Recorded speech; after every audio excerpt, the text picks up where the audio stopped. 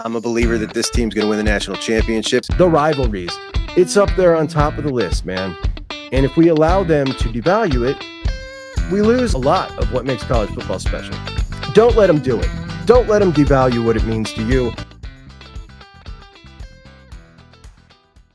And welcome into Juck on Bucks. Appreciate you so much for joining me for the final Juck on Bucks from Juck Eye Studios Southeast as we are out of here, heading back home soon, and I can't wait.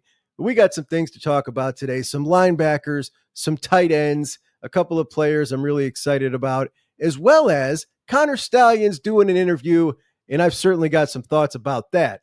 But I want to start off the show today by asking you to first please like the video, subscribe if you're not subscribed. It's a really great way to find the videos easy, and it helps us out here on the show. And I want to wish my youngest son, Rocco, a happy birthday. He is 18. That is the third kid I have successfully raised to 18 years old. So congrats to me. A little strange. They're all grown up now. And I'm 45. I still feel young. I mean, my back doesn't from sleeping on this hotel bed. But, man, wild stuff. Wild stuff. Anyway, let's get right into it as we got to hear from Keenan Bailey and James Laurinaitis yesterday after practice.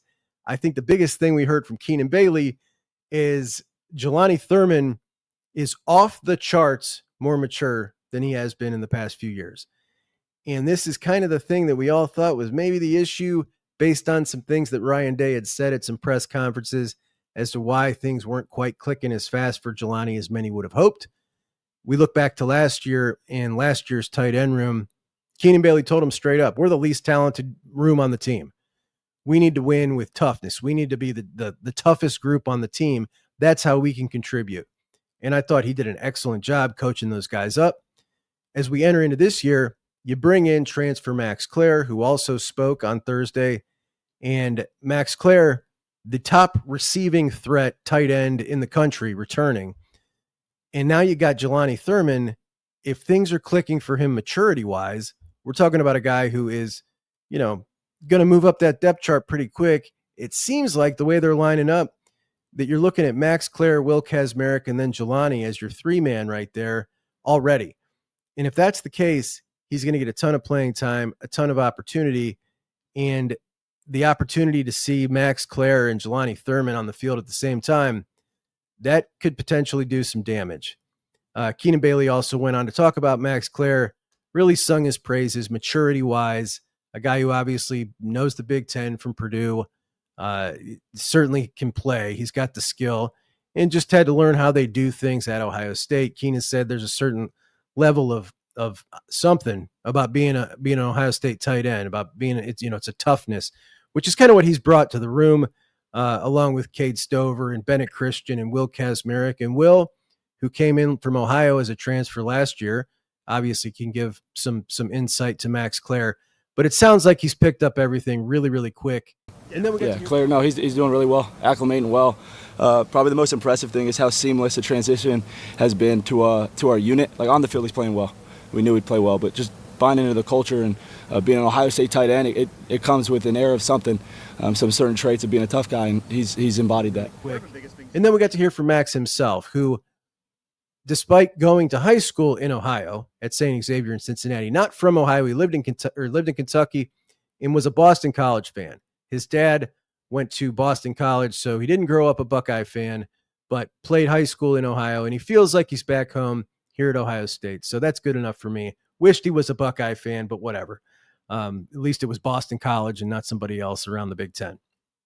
But did get to hear from him. He seems like a really good dude. Got to hear from Will Kazmarek. Now, Keenan Bailey said Will Kazmarek is the best blocking tight end in the country.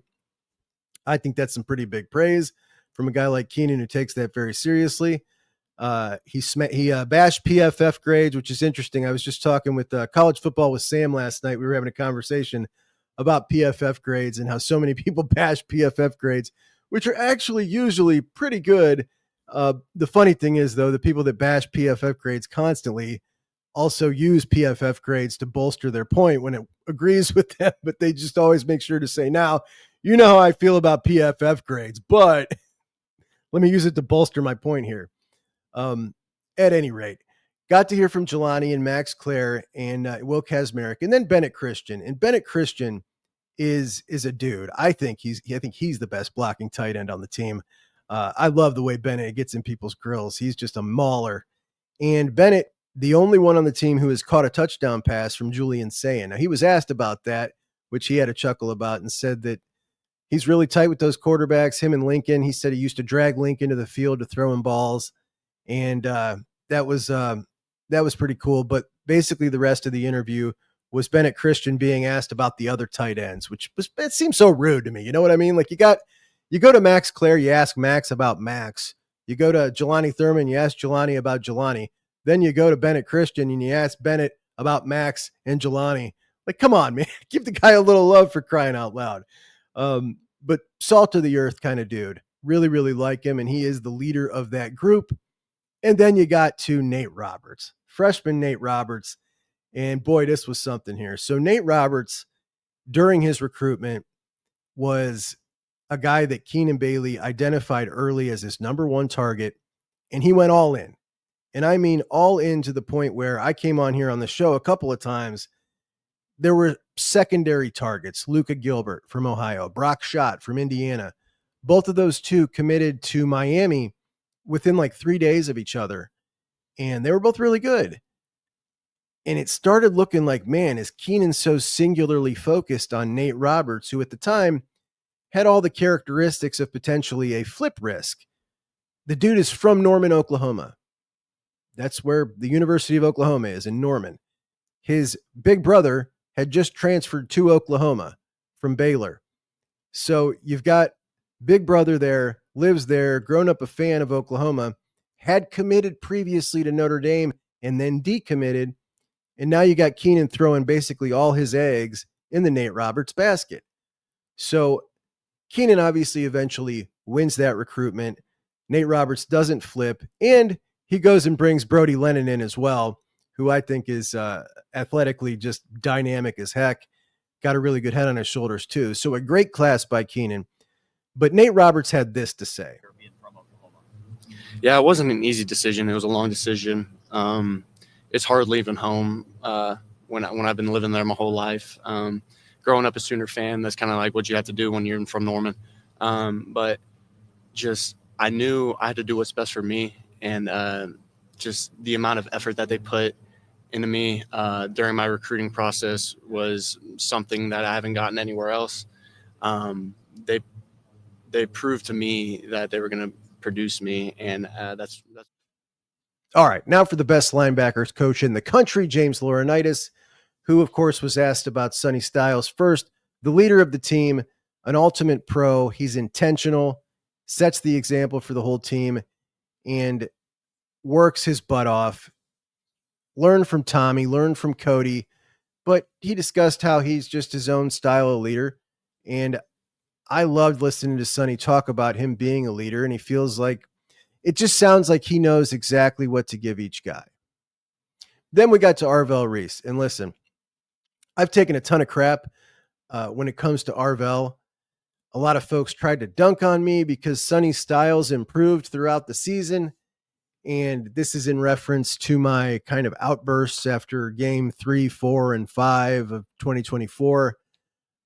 Those outbursts about Arvell-Reese games. We have not just seen Arvell-Reese kind of outperform Sonny Styles. He's all the way outperformed Sonny Styles. On the flip side, Arvell, he's triggering, he's blasting dudes. He's not getting himself out of position, which is maybe the most impressive thing for a young guy. He looks like a straight up natural at this position. I don't know how you keep Arvell off the field. I think he's a budding superstar. Like, I really do. Arvell, who we're now calling on the show A8. He switched his number to 8. I drive a car, coincidentally called an A8. So Arvell from now on, A8 on the show. Anyway, I stand by what I said. Arvell was better at that point, and I contend that had Arvell gotten the same amount of playing time, he would have improved at the same pace as Sonny, and he would still be better right now. Now, maybe he is, maybe he isn't by the time they hit the field. I don't know. But the first 2 times that Matt Patricia has spoken this year, he's brought up Arvell-Reese. The first time James Laurinaitis sits down. This is what he had to say about Arvell. Arvell is so talented, like so talented. Very rarely do you find somebody. I mean, grateful here at Ohio State to have a guy that looks like Sonny and Arvell, and right, like the length and his ability to move around and position flex just makes him all the more valuable. And so I think what we're doing is we're realizing everything that Arvell Reese can do. And it's a lot. It's a lot. So I think, I mean, that's a special talent. That's a special talent. And now that we're seeing these coaches say this, you've got all these guys, the ones who were coming out bashing people who took my position last year about Arvell Reese, are now infatuated with Arvell. Like, hey, maybe it's not CJ Hicks who Matt Patricia is going to deploy as this versatile weapon. Maybe it'll be Arvell, which of course is what I said in my CJ Hicks video before the coaches came out and told me. And he's been this dude since he was 16. He's the true freak of that bunch. It's Arvell Reese. And James is absolutely pumped for Arvell. And you love to see it. You love to see him and Sonny together. Two long, incredibly athletic linebackers. But when it comes to just instinctual linebacker play and bringing the business when you come, bad intentions, man. That's A8. That is A8 right there. Sonny spoke, and Sonny is just so polished now. Somebody asked him about the Iron Buckeye being maybe his biggest achievement. He said, well, I mean, we won a national championship. Talking about being a leader, and, you know, just it seems like he really grasped that some guys need it. Some kick in the butt. Some guys need an arm around them and a word of encouragement. Just such a great guy to be kind of the representative of that defense and really of that team. He's certainly the guy that's going to win the Block O. No doubt about that. And that's going to be pretty cool watching that stay in the backerhood, which James calls it, from Cody to Sonny, which I love. James talked about Garrett Stover. Garrett, who is now up to 227 pounds. He was 205 last year playing special teams as a freshman. This is a dude who gets forgotten a bit. This is a top 100 prospect out of Ohio, runs 23 miles an hour, like super fast as a safety. Now he's got his weight up, and it'll be interesting to see what he can do this year. Then he was asked about the freshmen, Riley Pettijohn, TJ Alford, Eli Lee. We got to hear from all three. And TJ, our first guest on the show here, definitely the most comfortable behind the camera. He's got a big personality, man. The kid's awesome. Oh, they emphasize that a lot. They say to play here at Ohio State, you have to first play on special team. Like that's just the culture. You got to do unselfish things to make the team better. When was the last time you were on special teams? I played special teams all 4 of my high school years. Obviously, a lot of guys have come here from Florida and have had success here. How much does that inspire you? You know, it's great. It inspires me a lot to see people like, you know, JJ come in, shine, KJ come in and shine, Ryan Shazier at the linebacker position, just things like that. It just shows you that, yeah, I can do that. Because, you know, in Florida, they kind of be like, oh, yeah, Ohio don't play Florida kids. They don't like Florida kids. But then when you look at the history, like, it shows different. Is Shazier one of the guys that inspires you as a player? Definitely. Him, Jerome Baker, players like that, yeah. TJ, thank you. Thank you. And he's already talking about special teams. Oh, yeah, everybody's plays special teams here. Zeke plays special teams. He can't wait. Then he said that in Florida, as a way to dissuade Florida recruits from coming up to Ohio State, they try to tell them Ohio State doesn't play Florida kids, which I find utterly hilarious. Thankfully, TJ saw through that. But you could just tell he was going to hold on to his Ohio State commitment the whole way through. He was so enamored with playing for James Laurinaitis. And I got to respect a 17, 18-year-old kid who thinks like that, who recognizes what that opportunity is. So mad props to TJ Alford. Cannot wait to see him out there, as well as Juck Eli Lee, who talked about the relationships. He was asked about the Hoban pipeline, and Eli's like, well, I'm the first. Then you got Sam's commitment. Now we got to work on Rock. But Eli came in at 230. Riley Pettijohn came in at 215. He's now up to 227. TJ came in at 218. He's now up to 230. So these dudes are all 230 pounds now. And immediately like that, they're all kind of ready to roll if they need to go.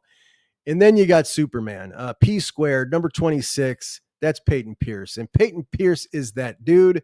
When James Laurinaitis talked about him, there was a twinkle in his eye. Peyton, man, Peyton's awesome. Peyton's awesome. Tough, just like an absolute natural, just middle linebacker. He is like his feel in the box and his ability to maneuver and feel blocking schemes. And he's got that wrestling background. So his striking ability and the way he snags and then runs his feet on contact, like he's just a throwback, man. I love Peyton. I expect Peyton to have a lot of playing time. Early impressions of I'm really excited to see Peyton hopefully break out this year.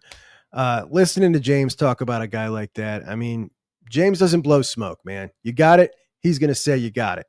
Like that's something he never talked like that about, like CJ Hicks, for instance, last year. He doesn't blow smoke.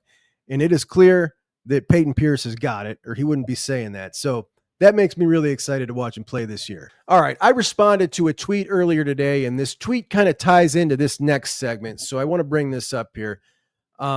This tweet here from the Blue Wolverine. The Blue Wolverine watches this show and a lot of other Ohio State shows, and he tweeted this. Now, the Blue Wolverine is responding here. Apparently, this what he's saying here stems from another Ohio State show, and this Ohio State show said that they would prefer, I guess, Oregon be the rival instead of Michigan, or Notre Dame be the rival instead of Michigan. And Wolverine points to that, like, losses being the reason for that, which of course that's disingenuous. He knows it's not about losses. He knows what it's about.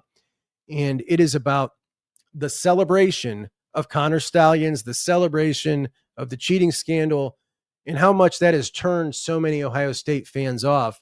And many Ohio State fans feel that because they both legitimized and celebrated Connor Stalions, while at the same time saying that he did not do anything to help them, does not square logically or ethically, that they don't deserve to be part of the greatest rivalry in the history of football. And because of that, they would prefer not interact with him. Now, would the host of that show or any other Buckeye fan, even if they say that out of frustration, actually pull the imaginary switch that could change all the tradition and history of the rivalry to another school? Would they do that? No, I don't think anybody would do that. But these are things we say when we're frustrated, and it has been frustrating. It's been very frustrating to be an Ohio State fan. If you put your shoes, like put the shoe on the other foot, and you looked at this guy being platformed and legitimized by your fan base when he was literally the one that brought all this crap onto your school, got your coach suspended. It makes no sense logically, and it is difficult to fathom how it is that this guy has become some legend when he didn't help you. It really is difficult to fathom how that happened. I don't think there's been enough good Michigan fans, and I know plenty, who have spoken out against the sect of fans who deifies this dude. Really being in public. And I thought everyone hated me. Like, everyone hated me. And then, Michigan fans, hey, can we get a picture with you? I'm like, what? So I thought you guys hated me. Like, no, dude, we love you. So that was a relief because at that point, that's very frustrating. And I certainly understand their sentiment. I went, I don't know, there was a couple of weeks on the show that I was saying Oregon was our biggest rival. But basically that was just to get under people's skin. And that's what we do. That's the beauty of a rivalry.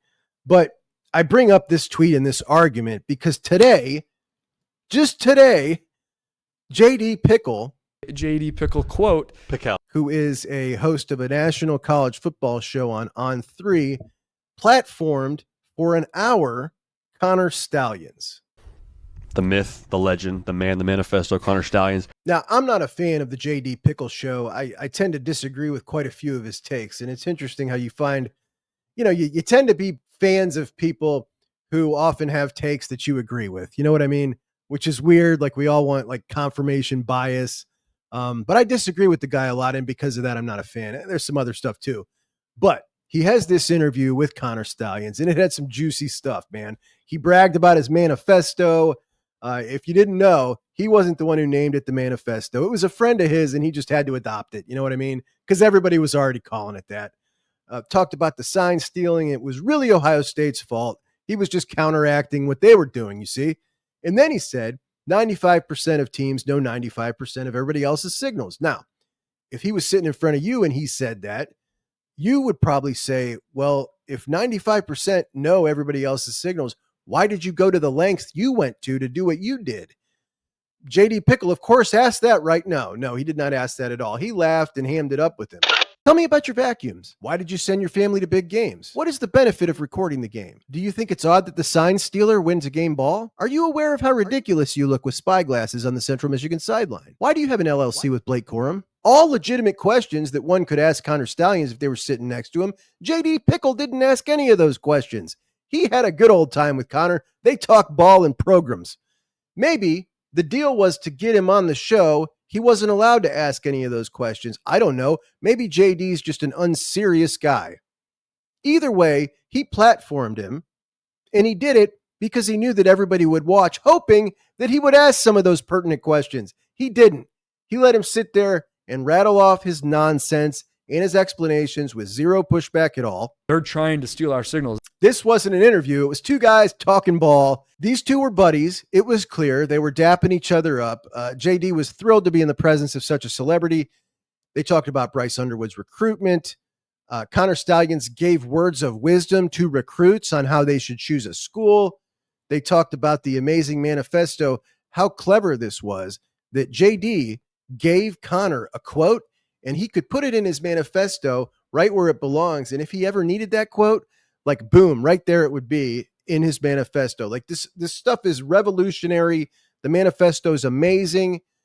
He talked about his corny documentary and how he wasn't going to do it because he thought it might get him blacklisted from coaching. And then someone said, dude, you might get blacklisted if you don't do it. And he was like, oh my gosh, you're right, bro. I should do this documentary and make sure everybody sees my side of the story.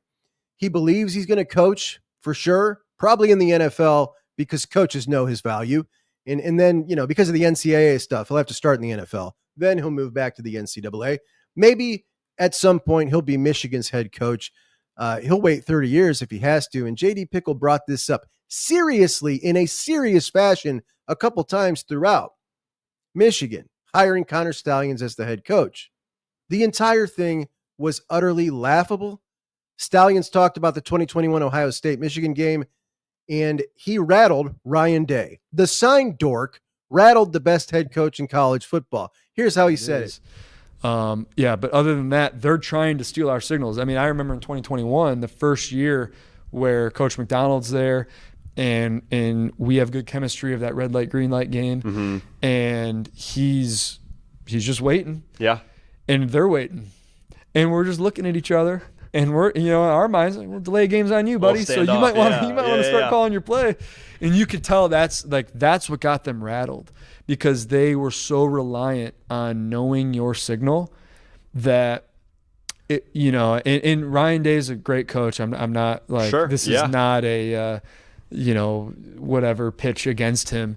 But at that time in the recent history of the game, 2018, 2019, well, when they're going to be in cover one every play, or they're going to be bringing pressure, whatever it is, I mean, of course, I would become a little bit reliant on that too. Like, yeah, sweet, I know. And now all of a sudden you're getting stalemated with, like, call your freaking play, and they're not. So then you just got to call your play. So we're calling our plays at the same exact time. So it pretty much was like a stalemate. And they were definitely more uncomfortable than we were. That's how good he is. But also, it only affects one play in a game. So he has the same logic that his fans do. He's both an amazing legend who also didn't affect the game, but maybe one play a game. Also, he wanted to make sure that everybody knows the sign stuff was really only 33% of what he did. He was also getting linebacker meetings ready, cutting up tape. He wants to pump out the message that he's more than just a sign guy. He's also a football mind who can go fetch coffee for the linebacker meetings. Stalions' grandiosity was on full display. He bragged about how financially savvy he was, so financially savvy that he was able to turn a profit on his house by renting out all the bedrooms and sleeping in his car. Hey, idiot! Anyone can do that. They don't want to be homeless. You didn't stumble on some revolutionary idea. They talked about this upcoming season. Stalions said, you know what they say. If you got 3 quarterbacks, then you got none. He was talking about Ohio State's quarterback situation right now. And by that logic, what was last year? Because you had 5 quarterbacks in the room, just like you got 3 in the room now, because there's not a 3-man quarterback competition going on at Ohio State. He clearly loves being adored by Michigan fans. There's no doubt about that. Which brings us back to the beginning of the conversation, the tweet that our man put out there. He insinuated it was all losses, that Ohio State fans might feel this frustration, that they don't want to be rivals with Michigan anymore. Michigan doesn't deserve to be part of that rivalry. Maybe they would rather that be Oregon. It's all this. It's all this right here. And if you don't recognize that, you're being willfully ignorant. It isn't losses. It's the fact that not enough people on your side of things have put their foot down and said enough of this shit. Okay? This is shit. The greatest rivalry in sports deserves better than this disrespect. And if enough of you would come up and say that, you wouldn't get this kind of thing. As for J.D. Pickle, who platformed Sign Dork and let him rant his nonsense and made good pals with him today, I hope he has him back on soon. I really would expect nothing less from a dude from Orange, California, who went to school in the Ivy League in New York and somehow has a Southern accent sometimes, says things like program.